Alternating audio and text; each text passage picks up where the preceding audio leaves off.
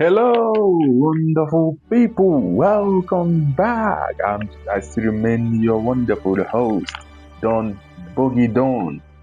It's Sports with Don Boogie Don on Don Boogie Don Sportainment TV. It's a UEFA Champions League preview. Game week 2. God, UCL is back. We are in round 2, the game week 2 of the UCL games, coming up on Tuesday and on Wednesday, which is the September 30 and October 1st. So, without wasting much of your time, let's dive in straight on today's wonderful and banger episode. A lot of games coming up this match day 2. But we'll limit it to just 5 games. We'll just preview 5 games. But I will read out the fixtures for you. On Tuesday, 6:45 p.m. games, Atlanta versus Club Brugge, FC Kaisenat, Kairat Almaty versus Real Madrid. Then 9 p.m. games on Tuesday, 8 p.m. Atletico Madrid against Eintracht Frankfurt, Chelsea against Benfica, Inter Milan against Slavia Praha, then Bordeaux against Tottenham, Galatasaray against Liverpool, Olympique de Marseille against Ajax, Pafos against Bayern. Then on Wednesday, 6:45 p.m. games, Karabag against Copenhagen, St. Joel's Union St. Joel's against Newcastle, Arsenal. Then 9 p.m. games, then Arsenal versus Olympiacos, Monaco versus Man City, Leverkusen versus PSV Eindhoven, Borussia Dortmund versus Athletic Bilbao, FC Barcelona against PSG, Napoli against Sporting, then Villarreal against Juventus. Wonderful fixtures piled up for you this midweek. So without wasting much of your time, we'll preview 5 games. 3 on Tuesday, then the remaining 2 on Wednesday. Those games are Atletico de Madrid against Frankfurt, Chelsea against Benfica, Gala against Liverpool, then Arsenal against Olympiacos, and finally the biggest game of the midweek, the biggest game of game week 2, Barcelona against PSG. So before we dive in straight into the game week 2 games, let's look at what we saw in game week 1, a recap of what we saw in game week 1. At the end of game week 1, we saw Marcus Rashford with that wonderful performance, 2 goals against Newcastle, winning him the player of the week. And also one of those goals, the bullet outside 18 shot, winning the goal of the week for game week 1. So moving straight to the team of the week. Just a recap for you guys. Rulli, who made 13 saves. Olympique Marseille's Rulli made 13 saves against Real Madrid, although they lost, but he was really a strong pillar there, made the team. Then Lorente of ATM made the team also. We saw Marcus, we saw what he did against Liverpool. Then Luke Elson of Pafos also. Wonderful player. Virgil van Dijk standing tall there and the winner against ATM. Mboji of Slavia Praha, we saw him with 2 goals also. Then in midfield, Marcus Rashford, of course, the player of the week. Then Van Eken of Atlanta did so well. Bikauho also made the team, Bikau of Kairat. Then Trincao with those 2 goals and assists for Sporting. Marcus Thuram of Inter, 2 goals also. Then Harry Kane. Those are your players that made the team of the week. Also, we saw Erling brought Haaland also racing to 50 goals, becoming the fastest to do it over game week 1. Also, talking about players who have scored 50 goals, he also came second. He also finished second as the youngest player to reach 50 goals in the UCL. Messi, of course, is the youngest with 24 years, 284 days. Then Haaland doing it in 25 years, 59 days. Kylian Mbappe, third on the list with 25 years, 356 days. So that's the recap for you. So let's dive in straight to the games we have in our hands. 80 starting with Atletico Madrid versus Frankfurt. This game is happening 6:45 p.m. 6:45 p.m. on Tuesday. 8 a.m. in the last game, lost against Liverpool. That late winner from Virgil van Dijk. It was a very good game from 8 a.m. but fortunately they lost. And of course, the coach, Simeone, getting a red card in that game. So we'll see him not being in the dugout also. And of course, they are back. They are back in form with that massive 5-2 win in the Madrid derby against Real Madrid. So they are hyped up for the game. Julian Alvarez back also scoring that hat-trick before the Madrid derby, and he came back in the Madrid derby scoring the PK, and that was a wonderful free kick, by the way, from Julian Alvarez. Then talking about Frankfurt on their own side, they were the biggest winners in game week 1, winning 5-1. That was a thumping 5-1 win over Galatasaray, and also they are the top of the UCL table so far with 3 points and that massive 5 goals and 4 goals aggregate. Then they won away in their last game against Gladbach. They won 4 goals to 6. They won 6 goals to 4. Sorry, and they have been doing so well, losing Mamouche and Iketike and still firing. The two guys, these Taibi and Uzan, are really doing so well. Putting down Bokrat there, they are doing so well. So head to head, these two teams have not met before, so it's going to be an interesting game to see what happens at the Wanda Metropolitano. So what are we looking forward to? This game, I don't think I will see much there. Atletico are on form with their win against Real Madrid. Frankfurt are all on form, already on form, both in the UCL and in their league. So it's going to be a game of attack. Which attack is going to win? Between Alvarez and Slot also there for ATM. I think goals will rain. Goals will rain in this game. Goals will rain. So I'm picking a Frankfurt win away. 4-2 Frankfurt win with Uzan, Taibi and Bokadet. I think they are going to score more goals for Frankfurt. Let's see what Atletico comes up with, but I don't see them winning this. Highest will be a draw, but I'm predicting a Frankfurt 4-2 win. Then from there I move to Chelsea versus Benfica. Chelsea versus Benfica. A game for Chelsea to bounce back, because since the international break, Chelsea have not won a game. So let's see what this game has for us. Chelsea have failed to win 5 of their last 4 games. The most abysmal thing is that out of the 4 games, they have lost 3. They lost their last game against Brighton on a red card, lost against Manchester United on a red card too, and of course against Bayern in the Champions League. Like I said, they lost against Bayern, their last game in the Champions League. The last game they played was against Brighton. They lost also. So will Chelsea's red card Uhuru continue? It's left for us to see also. So it's left for us to see also what will happen in this game, because they really need to get back in form. Then Benfica were our biggest surprises. They were the biggest surprises last time out, losing against Karabakh at home. No one saw that coming. They lost to Karabakh 3-2.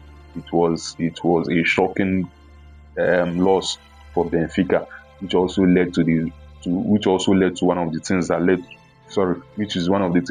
to the sacking of their coach and the employing of Jose Mourinho. So Benfica also back in form, winning the Gil Vicente 2-1 in their last game. They are still unbeaten in the Portuguese league also. They are still unbeaten together with Porto also, who are yet to be beaten in the Portuguese league. So what does this game have for us? A massive game, knowing that Jose Mourinho will be coming back to the Stamford Bridge. This is what most people want to see. I want to see Jose Mourinho back in the Stamford Bridge and what he wants to do there.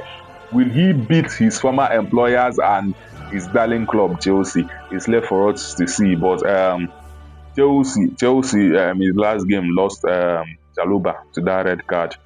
Previous game lost Sanchez to a red card also. Previous league game, sorry. They didn't really do well against Lincoln, sorry. But let's see what happens. But this game, the sweet thing is that Chaluba will be available for this game. Sanchez will be available for this game. So he's left for to see what Maresca is going to do in that defense line. Who is this going to pair with Chaluba this time around? Achempong, Hato, or Badiashile is left for us to see who is going to pair with Chaluba in this game. Then the normal green up front, also Enzo will be playing as number 10 like we have seen.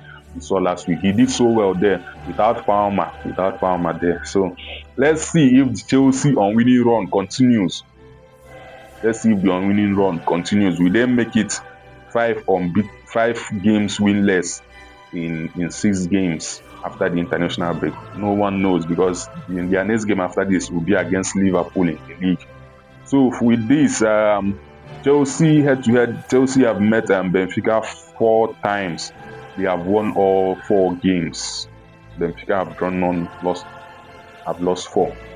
So, and in those 4 games, Chelsea have been able to keep a clean sheet in 1 of those 4 games.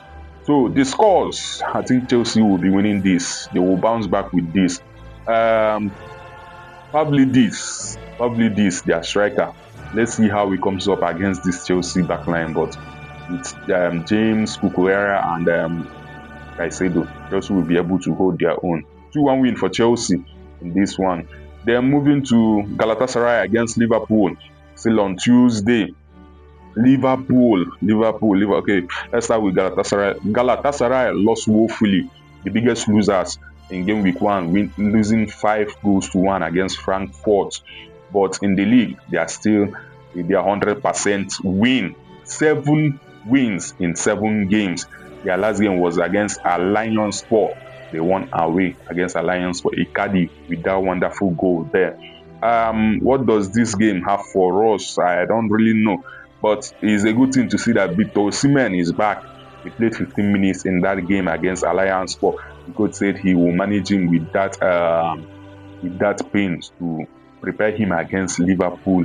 So Liverpool on their own won their last game against ATM, winning 3-2, with Van Dijk towering so high.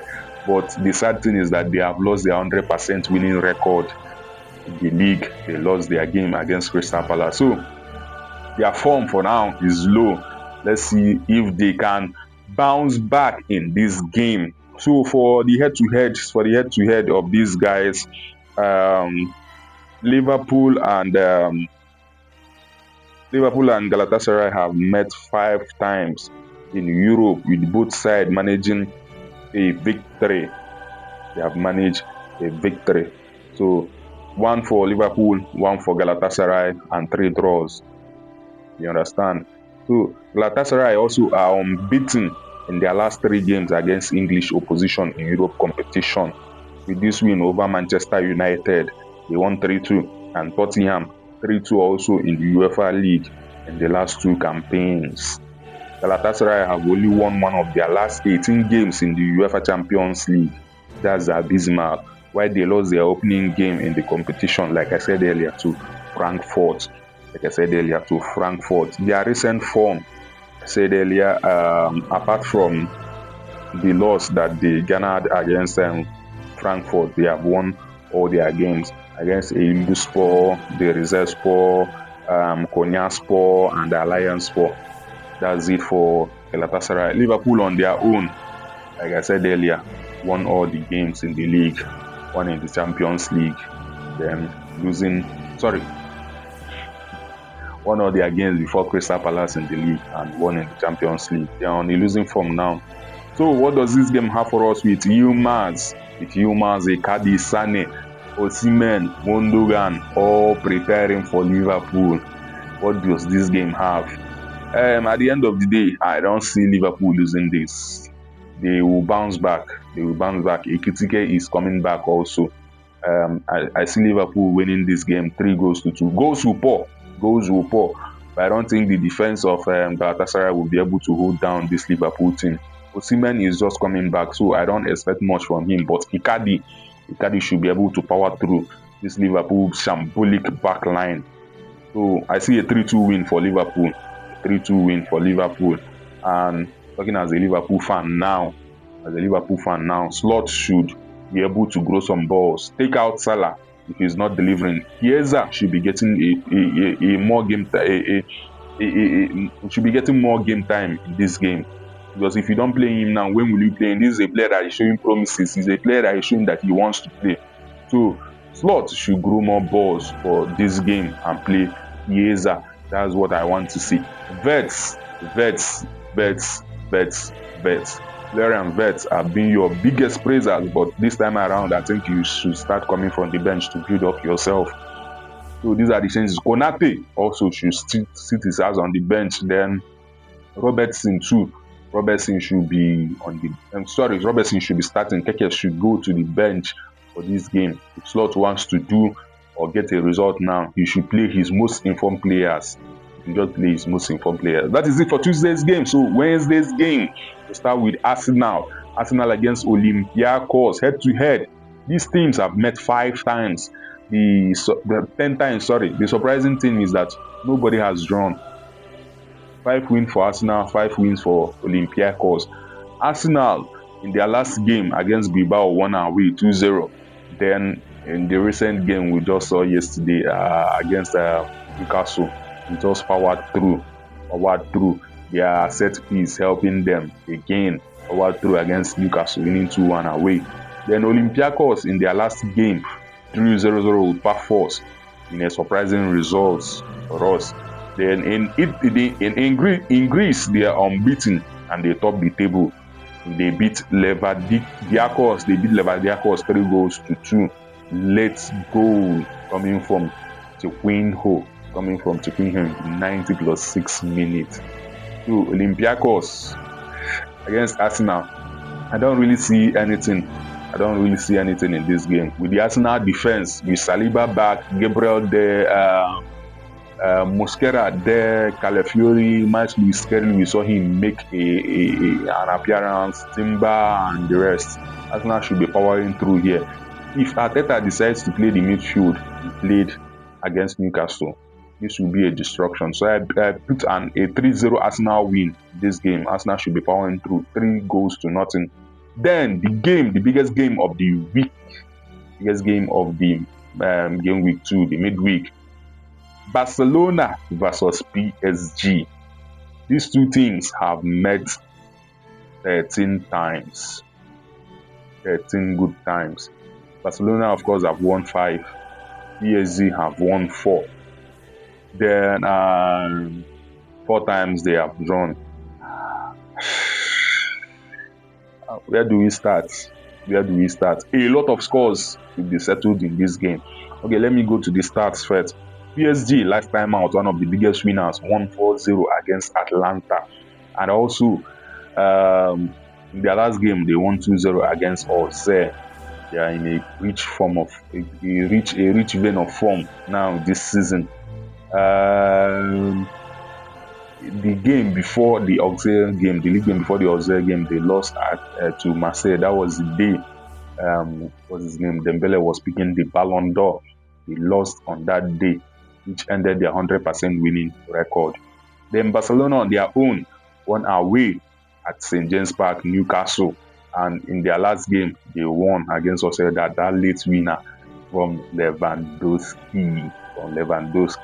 So going to this game, like I said, a lot of scores need to be settled. Of course, the Ballon d'Or score need to be settled. Thank God that Yamal is back, but unfortunately, Ousmane Dembele will not be available for this game. He's injured, which is a very, very sad one for this game.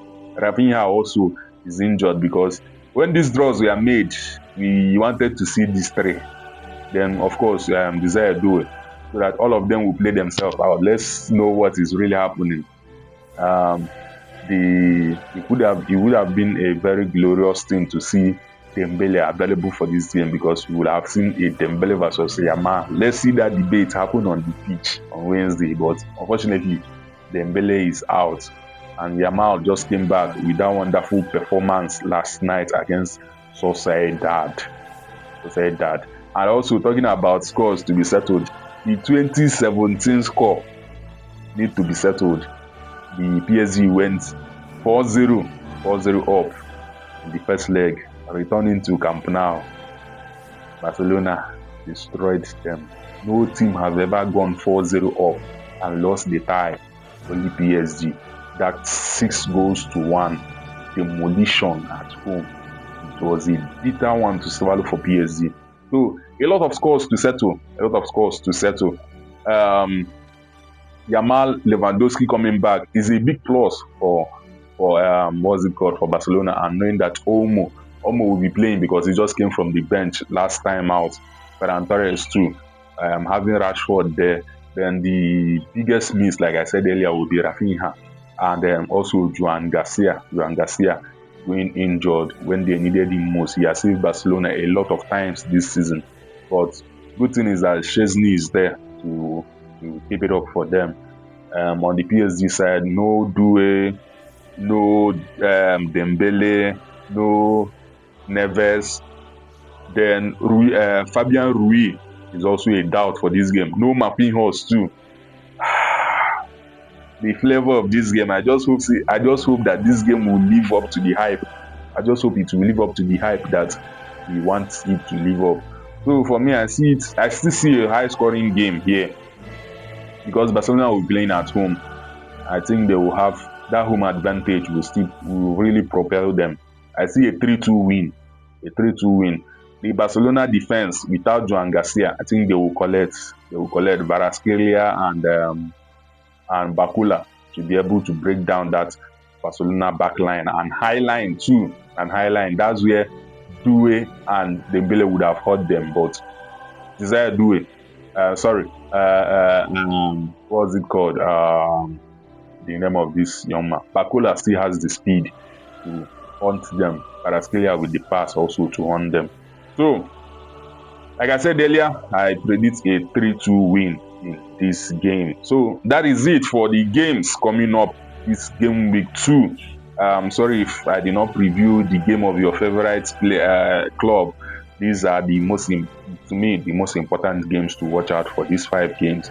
Then let's go to what to expect. There is a big start here. Manuel Neuer has 100 Champions League games.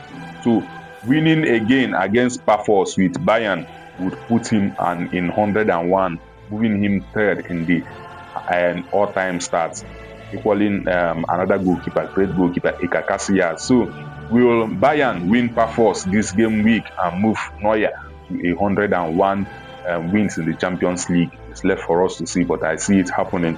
Then from there, we'll talk about Mbappe. Mbappe has 57 goals. In the Champions League. Will he be able to join the League of the 60s? That has Raul, Messi, Lewandowski, Cristiano Ronaldo, and then the man himself, Benzema? Will he be able to join them? Thomas Müller also has 57 goals, but we know the man we are talking about, Mbappe. Will he be able to join them? Will he be able to score a hat-trick against Kyle Almaty? It's now left for us to see. So, kudos to these guys ahead of this midweek. Then for the UCL Fantasy players, I have tips for you. 3 players you should look out for. Going into this midweek. One is Mbappe against Pafos. I see him scoring, not just scoring. I think he should be able to make out a hat-trick because the form he is on, he always scores. So you should look out for Mbappe. Harry Kane also is another player against Kyle Almaty. Harry Kane is a player to look out for. Marcus Thuram, another player to look out for against Slavia Praha. So these are the 3 players. If you are going to make your transfers in the Fantasy League, look out for these 3 players. Also, you might like to look out for Madrid players also. If not Mbappe, any Madrid player against Pafos. Then Bayern players against Kairat, like Odise, Luis Diaz. Those are the players to look out for. Then Inter players, maybe Martinez. If you are not going for Thuram, might try out Martinez or Chanolu. Then Arsenal defenders might work out for you against Olympiacos. So this is it from me on this UEFA preview for game week 2. I still remain your host, Don Bogidon. Always remember to join us. Always remember to spread the word. Like, subscribe, please. Let's build this community. Share our videos, share it so that people will see us and join this community. Don Bogidon is here to stay. From me to you, have a wonderful week, and we're looking ahead to the UEFA Champions League in week 2. Bye-bye.